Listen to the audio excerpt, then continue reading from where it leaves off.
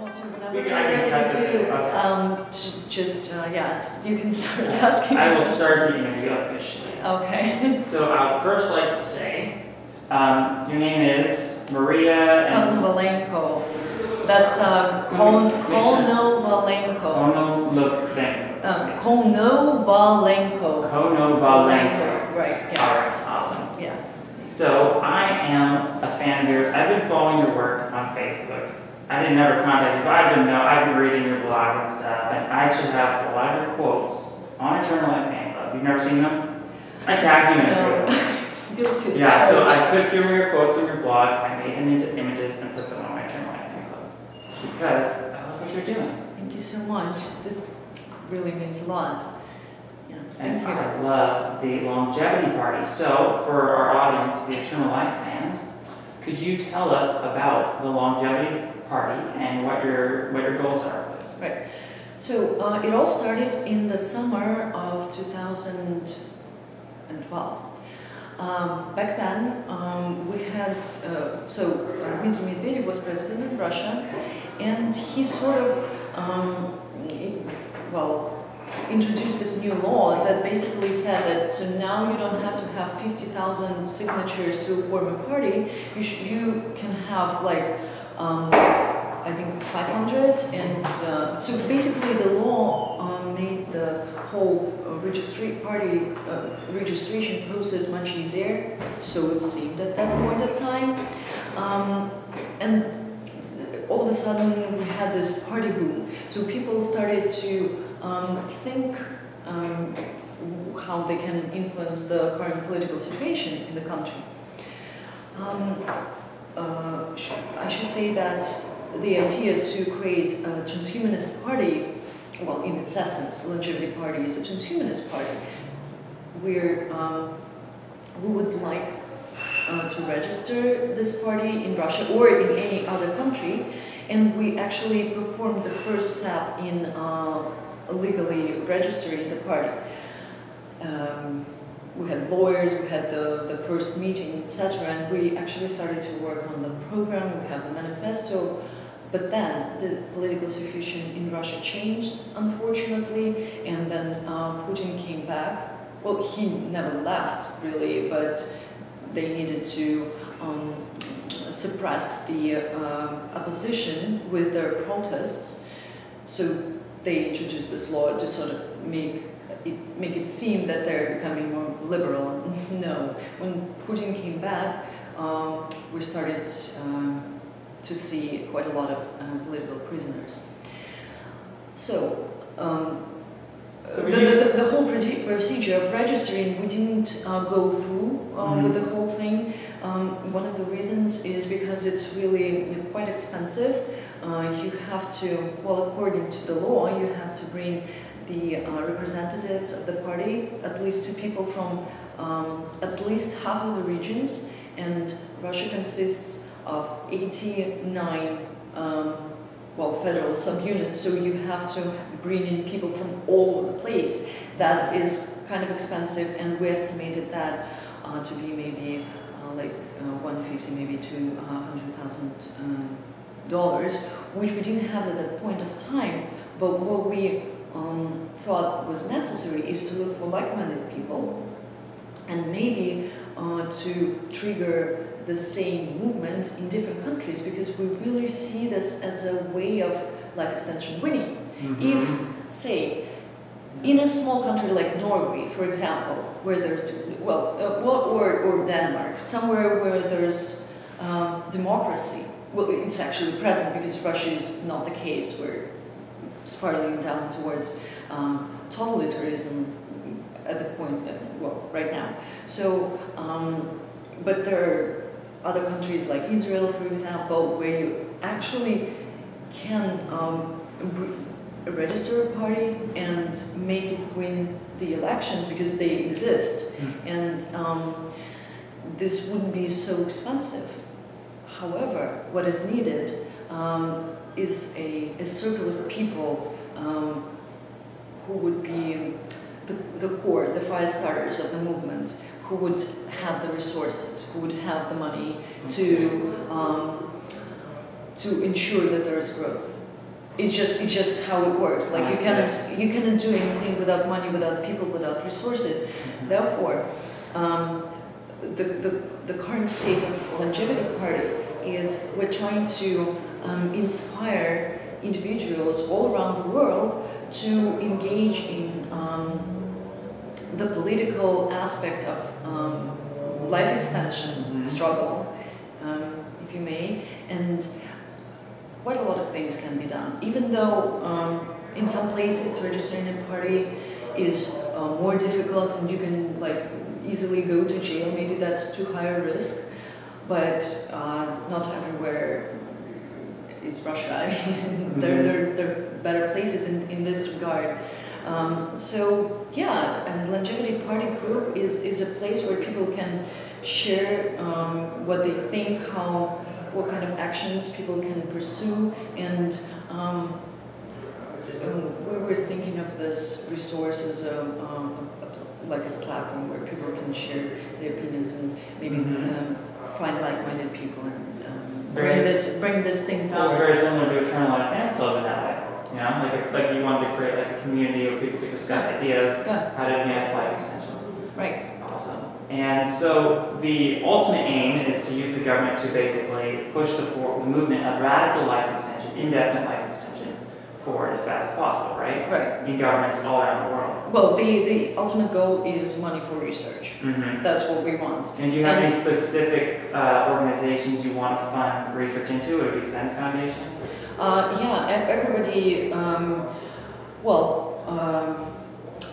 there's a number of different directions in life extension that we think are really good, but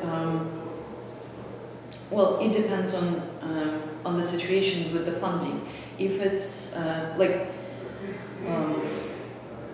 if it's not a lot, but if you're talking about a government program, then as much money as possible to as many labs as possible, that would be our motto. And of course we would start with the best ones, and Sense Foundation would of course be included, naturally.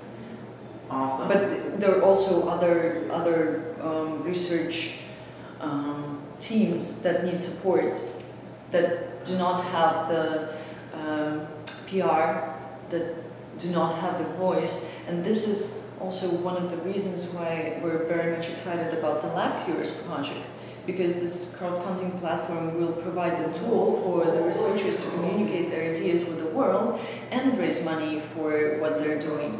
So it's going to be pretty awesome because it's crowdfunding for research aimed at curing diseases. Awesome. Aging included, obviously. Definitely. So now to some personal questions. When did you get involved with radical activism? How did you get interested in this subject of wanting to live forever? And do you want to live forever? Just answer that question. Yeah, of course, absolutely. That would be the best thing that can happen to a person, eternal life. That's what I think. Yes. Yeah. Eternal life fans will love that. Yeah. And unfortunately, quite a lot of people are afraid of saying this out loud. Well, I'm not. It's just the most logical thing. Right. This is what it seems to me. So it was 2008. I was finishing my 5th year at university. It was the middle of my master's, and I graduated from Moscow Institute of Physics and Technology, which is like the top physics and math school in Russia. So it's right. One of the courses that I had was basics of gerontology. And the mentor, the teacher that I had, he was at that point of time working together with Mikhail Batin, who is the head of the Science for Life Extension Foundation. And so this professor, he knew that I could speak English, and I knew something about antioxidants and how, the basic molecular biology behind aging. So he offered me this job to work for Mikhail to do a translation. And this is how we met. And Mikhail sort of just asked me, so, you know what, I'm creating a foundation, a non-profit, would you like to come and work for me? And I was like, sure, why the hell not? I was at a huge crossroads in my life when I got severely, like totally disappointed with the current state of science in Russia. I wasn't seeing any interest, like the level was so low.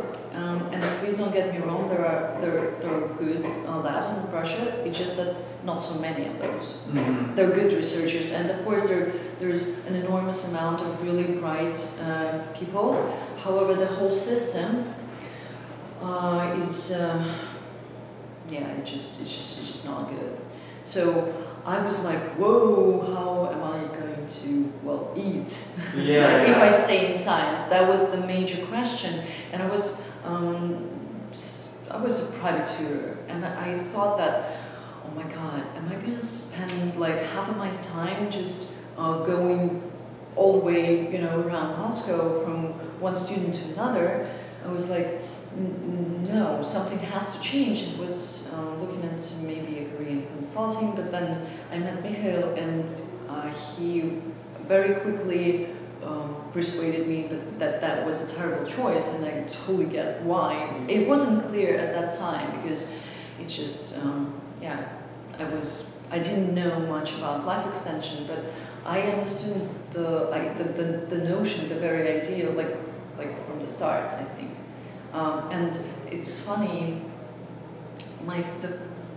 the first day that I worked, it was Mike Darwin came into town. Do you know who Mike Darwin is? Mm-hmm. So here's a genius, and he's the person who I think. Well, he's a cryonicist. He's the person working on perfusion. He's done so many experiments, and he was the scientific director of Alcor sometime in the 90s. Have you signed up for cryonics?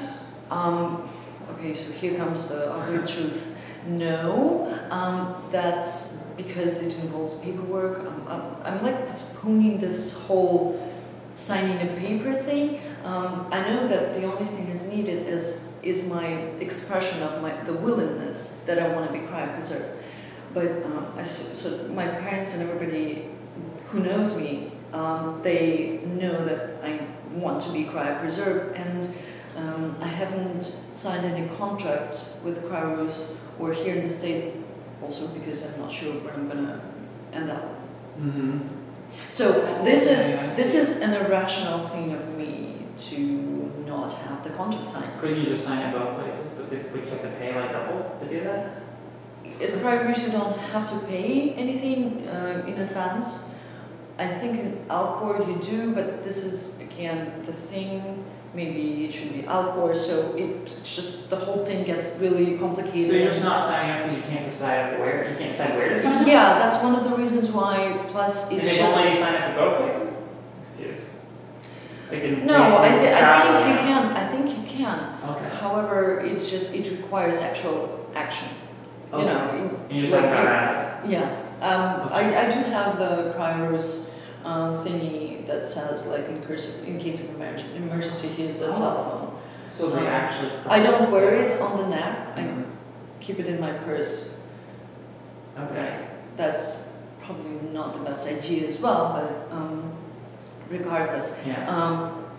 The chances of everybody in my family dying the very same day are really like close to zero because my parents live in a different city. So if something happens, like they will take care of my body. They will cryopreserve it. Right. So that was about cryonics. Right. So Mike Darwin, and the first day I was working, I was translating their conversation, and I was like, whoa, this is so cool, so amazing. Why isn't cryonics a well-known thing? Like, do people really do this? This is like the awesomest thing. Yeah. And this is what sort of baffled me. It's like, why don't people understand this? Especially if you think life is meaningless if you die and your consciousness is destroyed, right? Right. And from reading your blog, I felt that I got the sense that that's the way you feel. Is Yeah, that's correct. why Yeah. you want to live forever. It's Yeah. because you're so. The preservation of the consciousness is the most important thing. So far, what we know is that it pretty much resides in the brain. So then I would say preserving the brain. Yes. That would be the option. Whatever happens next, whether the actual brain, the actual biological brain is going to be revived, or we're going to have the brain scanned and uploaded into a computer. It doesn't matter. Whatever works is fine by me. But if your brain was scanned into a computer and like they made a replica of you with that scan, That would be so awesome. do you think that would be you though? Or I think so. Because I have concerns. Oh, this is that I hate this question. Because I don't know how to answer this. But you know what I mean? This is the copy question. Yeah, like is it just a Wax Museum replica, like an advanced one, you know what I mean? How would you know it's you? I guess you wouldn't. I wouldn't care about that. This is the thing that I don't just, you know. I mean, you wouldn't care if I don't care. I don't care right now. This is why I haven't really thought about this. I don't care because as long as there's at least one me, I'm good. If there are two me's, perfect. 100 of me's, awesome. I'm a good person, so why not? So you're fine with like copies of your consciousness existing. Yeah. Within your current Yeah. What if consciousness? something happens to one of the to like the first copy? Yeah. You never know. I mean, I'm. And by the way, I'm not opposed to bad people living forever. Just. It doesn't really. What do you mean by bad people living No, forever? it's just that I said that.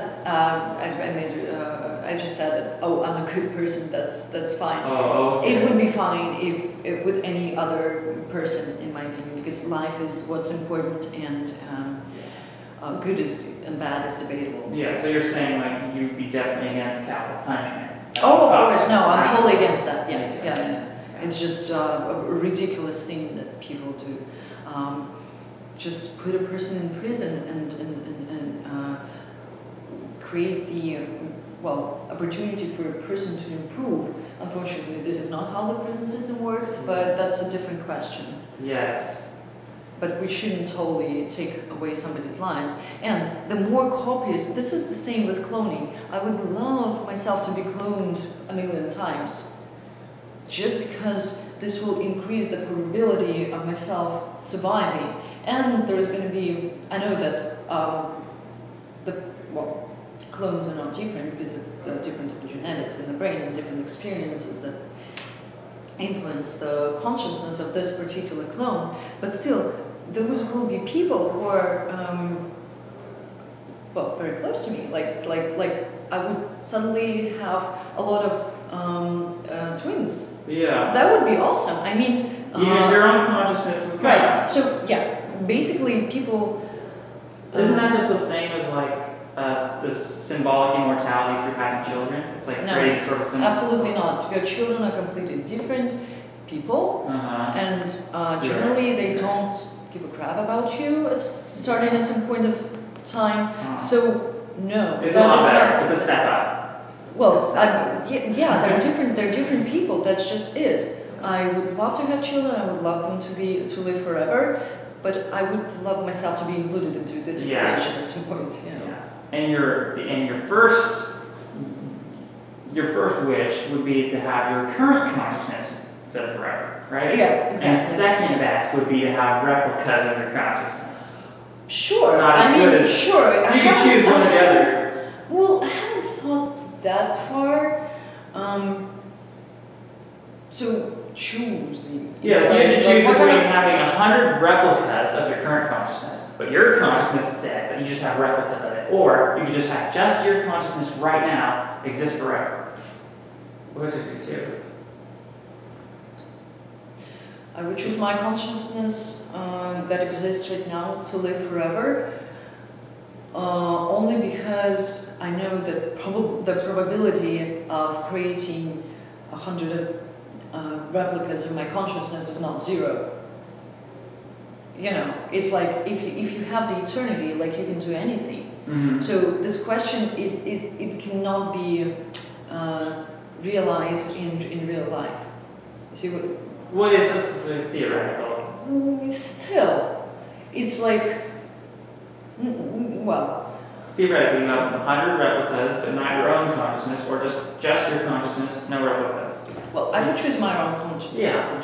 Because that seems well, like the obvious choice. that's me. That's what I want to preserve. Yeah. And then we will deal with the copies, the replicas, clones, whatever. Yeah. Let's try to preserve who we are and. Me too.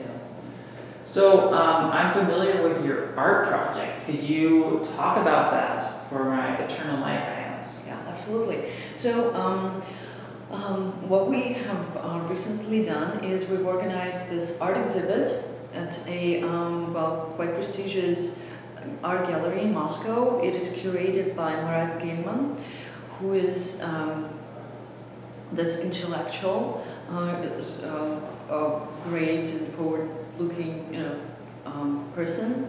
He is considered to be the #1 enemy of the Russian Orthodox Church. So it's an honor to be acquainted with this person. So Murat Gilman got interested into the topic of immortality and this question. Well, art always goes around the two major topics, love and death, right? Mm-hmm. So exploring the topic of death for him was one of these major things that he needs to do, and Mikhail Batin was able to persuade him that forget about death, let's do immortality. So we created the art exhibit and created art pieces for this exhibit. They were just plain pictures with written sentences on them. And for example, they said immortality is, science will achieve immortality, aging is a curable disease, things like that. The meanings that the contemporary art often lacks, unfortunately, nowadays. It has only the form. So in our case, we sort of brought the form for the artists. And the goal of the exhibit was to educate the artists about the very possibility of science to have something to do to make us live longer, hopefully making us immortal at some point of time. And there was a lecture for the artists where Mikhail and Alexei Duchin,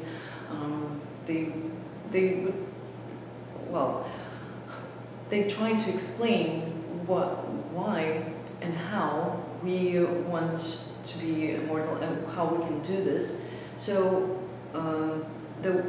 this exhibit was a call for action for the artists, so they would come up with the expression tools that they have, their talent, their expression, what they do, to sort of transcend this pure sense into a beautiful form, so it can be understandable for general public. Because, we've tried all of the possible rational arguments. They just simply do not work. People don't like we say what the only thing that we say is living is good, dying is bad. Oh my God, this is such a complicated thing for people to understand. This is why we need the artists. Yeah. What do you think about using fear tactics, like getting people afraid of death? Because on my Eternal Life angle, I tend to try to promote the fear of death as being a good thing. What do you think about the fear of death? Right. I think this is a very smart tactic, and I think this fear of death and suffering, it hasn't really been well tapped into by the transhumanist community. I have this group, it's called I Choose Life on Facebook, and people write stories, their personal stories there, how they understood that living longer is a good thing, basically, and what were the emotional clues, what they felt in this moment, like what were the switches. And there are quite a bunch of different stories there, and some of them, they're so touching that I actually cried, really. And some of the people, quite a lot of them, were facing death personally, a disease, or somebody, either their pets or somebody in the family died. So this may well be a very, very good tactic. But you have to really show the fear and really show the problem. It's pretty much the same with coffins in the Hudson River. That's kind of like just show the gruesome reality, right? Because it's hidden from people. Even if you Google a corpse, you won't see the actual corpses. Really? Yeah. Well, maybe I a know couple. some sites like you find corpses. Maybe a couple, but still, people don't see how horrible death is. We don't know anything about death. It's been rationalized, therefore hidden from public sight, and this is what is not emphasized, not talked about. Maybe we should start talking. We haven't really explored that. That's a good idea. How about taking school kids to like a morgue for a school vacation or anything like that? For example, and the kids, they're a really great audience, because I'm pretty sure you know that a lot of young children, they're okay with living forever. They don't understand why death is needed. But then they're naturally brainwashed, right? Yeah. Children are just more naturally afraid of death until they're brainwashed, right? Right. Well, maybe it's not really brainwashing. It's coping mechanisms. Exactly. It's what our the mind sort of sets the barriers, because otherwise, if it continues thinking about death, how it is inevitable, then people will start to have fears and phobias, and it's just maybe unbearably a hard thing to deal with psychologically. However, this thing leads people to death eventually. Not thinking about death, not doing anything. So maybe we should break this. Yeah, that's what I talk about a lot. I talk about at the afterlife and how damaging that belief can be for people if it's acted upon. It's not the belief itself. I think it's the probably number one reason why we don't have a lot of support. It's the ultimate coping mechanism. It completely removes their fear of death. The problem is solved. Yeah. That's it. And I've seen people, it's not even the belief that I'm really attacking, it's the false knowing. It's people who say, I know there's an afterlife, right? It's certain, it's a fact, and they have no fear of death. And I've seen little kids promote this sort of idea because they learned it from their parents. So what these people are doing is like creating a generation of children who have incentive to die because they think when they die they go to heaven. It's sad. It's sad. Yeah, and it's really scary because those people are sort of dragging us along with them into the grave. Yes, absolutely. They're just causing the pro-death, pro-aging trends, as Audrey Gray says. Right. So as far as tactics, fear you think is good? Because I've heard you speak on your blog about like showing death, right? As like just expose it. Yeah, just expose it and see what's happening. What happens if it doesn't work? Okay, let's figure out something else. But this hasn't been tested. This hasn't been really done yet. Yeah. And what I've been trying to do is like push the idea of agnosticism, because agnosticism, I mean, if people could just admit that they don't know for sure that a God exists, then therefore, if they can just admit that, then they should try to live forever physically with radical life extension. Well, whatever works. Yeah. I mean, it can be, it's milder than atheism. I think it's still as hard to achieve as atheism. Isn't it true that most atheists are actually agnostic atheists? Because the atheist speaks about a belief, a disbelief, but the agnosticism speaks about the claim of knowledge. So the agnostic atheist would be someone who doesn't believe in a God, but they don't say they know for sure, right? Okay, so my answer would be, well, I don't really know. I know that I'm an atheist. However, if Jesus Christ walks into this door, the whole concept will change, and then we will forget about this. Well, how would you know it's Jesus Christ? if there's a way to prove it. Yeah. So technically, you're agnostic, atheist then.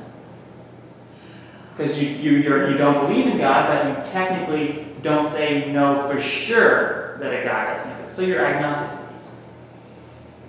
Just like Christopher Hitchens. I will have to think about that. I'm inclined. Well, no, I'm pretty sure that there is no God. Yeah. But technically speaking, okay. I think this particular thing is a little bit too. I need to think about this one. I have never thought about this, and I don't consider this to be an issue. I think an atheist is a stronger statement. Well, you can say you're an atheist and technically not be lying. You don't have to always qualify your atheism by saying, I'm agnostic or atheist. No, it's just a lot of atheists don't. Richard Dawkins, he calls himself an atheist, but if you listen to his interviews, he'll say, I'm agnostic. I don't know for sure that a God does exist. Like the quote I showed, where he said, be agnostic about everything. You can't say for sure that fairy tales. Richard Dawkins has to answer to the transhumanist community about his recent, we all have to die thing. He's definitely. Yeah. So, if Steve Jobs was here, he'd have to answer too. Yeah, well, unfortunately, this is not the case. We cannot undo the harm that has been done. Not now, at least. Absolutely. Maybe sometime in the future we'll be able to do something about the situation, but not now. So one idea I talk about on the Eternal Life Fan Club is the idea of putting eternal life as your top goal. Like if you had a pyramid of priorities, the eternal life would be the top one. Right. Would you agree with that philosophy? Yeah, absolutely. This is number one thing. And transhumanism sets the hierarchy of goals. And life extension, this is number one goal. Like you cannot even start to think about anything else until you have this major limitation that you're going to die. So first of all, you get rid of aging, you get rid of all of the biological causes, then you should, well, in parallel, you should totally reduce the existential risks on the level of the society and on the personal level. It doesn't really matter, but ensuring that you're not going to die, that's number one, So eternal life comes first. So if you had some advice for all Eternal Life fans of what they can do right now to spread the message of radical life extension, what can they do? What's the best, most effective thing they can do? Like spread the message of SENS, like share with their friends about SENS and post on their Facebook or? Generally, sharing as much information about life extension, about different kinds of research, that's crucial. This is like the absolute necessary thing that every person who is interested in eternal life should do. I think self-education is highly important so that the person can actually distinguish and understand what's happening, what kind of research experiments they're reposting on Facebook. And in terms of messaging, any messaging that a given person finds suitable. However, me personally, I'm against people being too cautious because I can see how profoundly harmful to our movement this may be. But it depends. I mean, it depends. If you want to talk about eternal life, that is absolutely wonderful. Also, if a person has some resources he can share, like time, money, efforts, connections, whatever, there's a certain number of things that in each particular situation this person can do.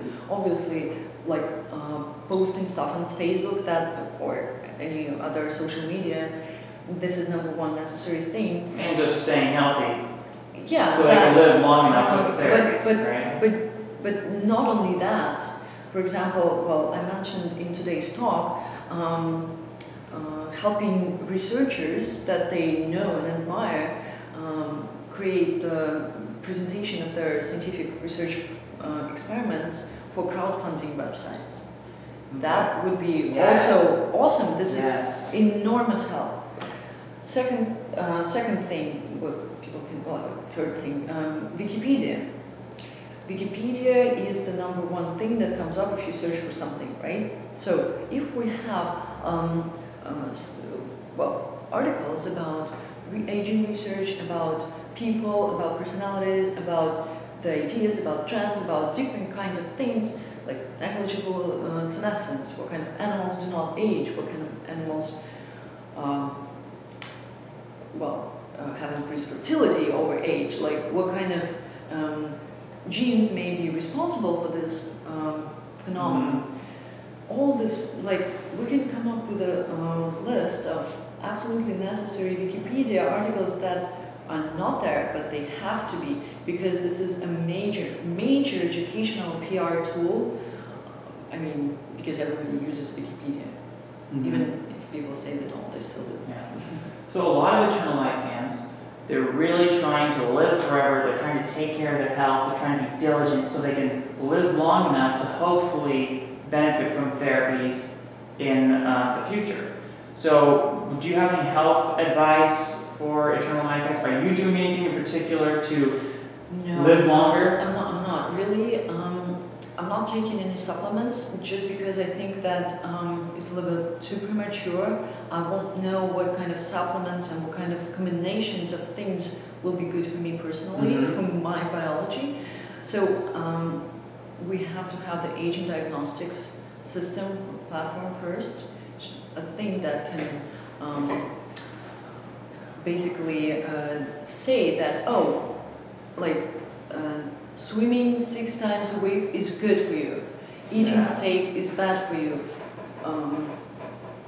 This kind of diagnostics platform will answer a lot of questions about what kind of supplements are good for a particular person.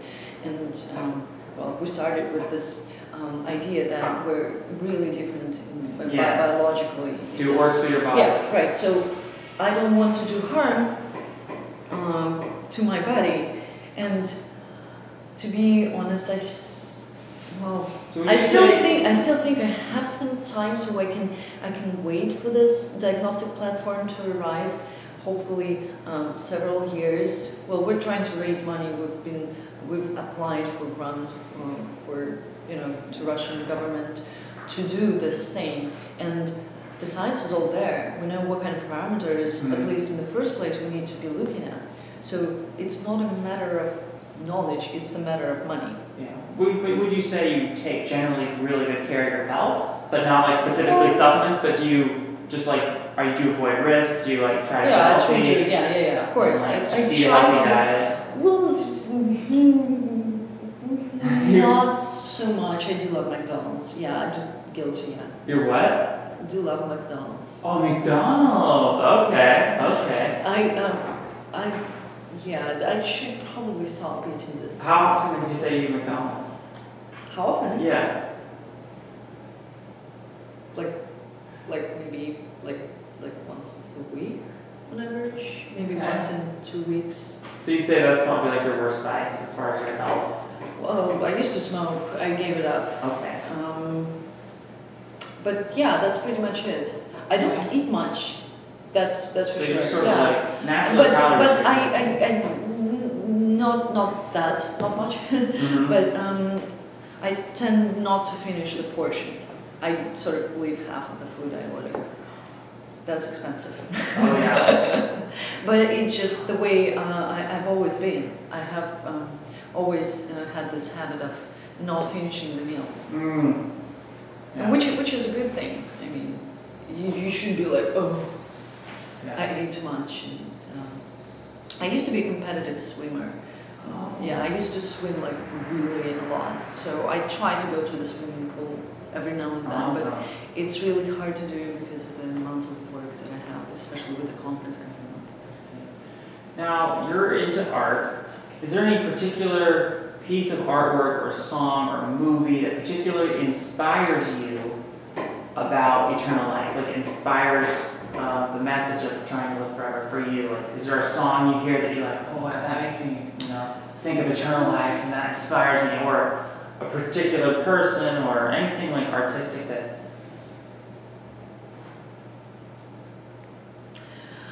Not about eternal life, but about doing something about changing the situation. That would be System of a Down. I'm a huge fan of System of a Down. Oh yeah, I know System of a Down. And Serge Tankian. And I think, well, they're about saying that there actually was Holocaust. They're about peace. They're about paying more attention to the environment.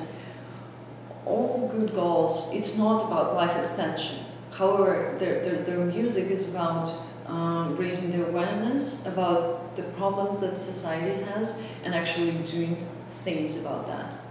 I see. So it's just that I think this music helped me form my personality a lot, a great deal. Okay. Do you like Ariel's? That's a good song.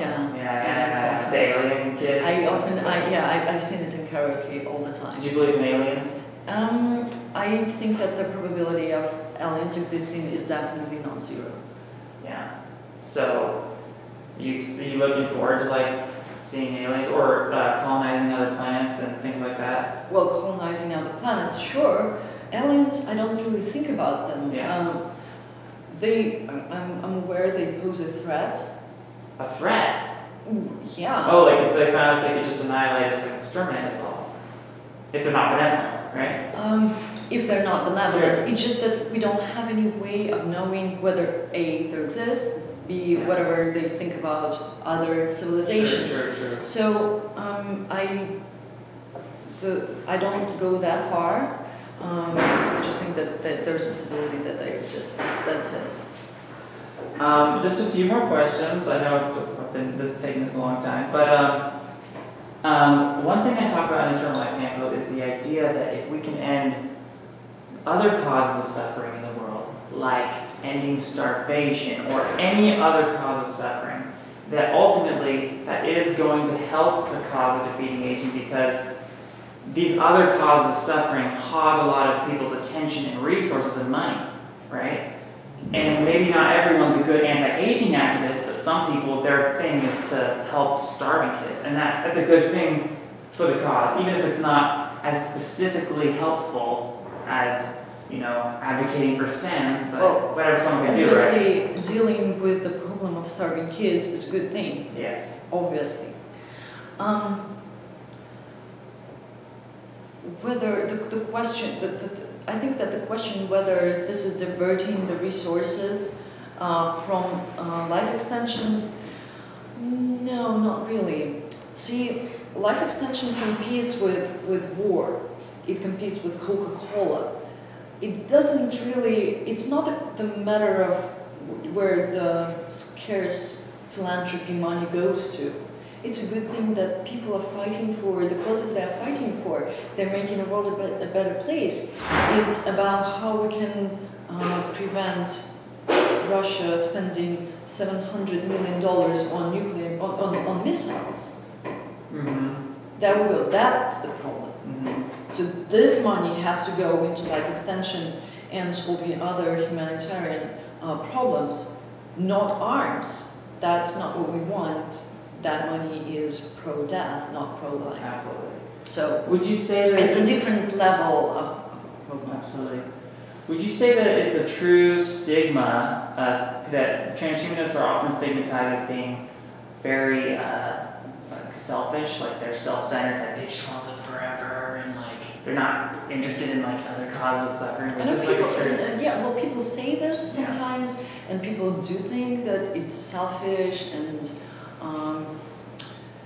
really bad, and then the whole plethora of different superstitious and seeming threats and counter-arguments come into people's minds, like tyrants will be immortal and